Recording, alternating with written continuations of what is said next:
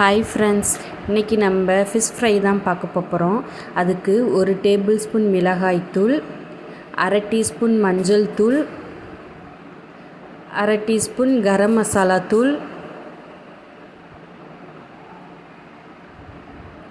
1 teaspoon மல்லித்தூள், 1/2 teaspoon உப்பு, 1/2 teaspoon சீரகத்தூள்,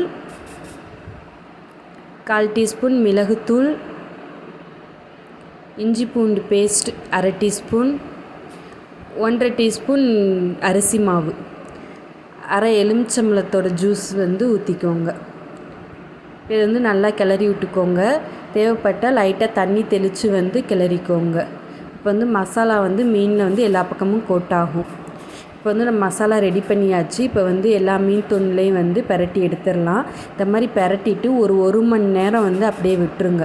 1 மணி நேரம் கழித்து எண்ணெயில் பொரித்து எடுத்துக்கலாம். இப்போ 1 மணி நேரம் ஆயிடுச்சு. நான் எல்லா மீன் துண்டுகளையும் போட்டு பொரித்து எடுத்துக்கிறேன்.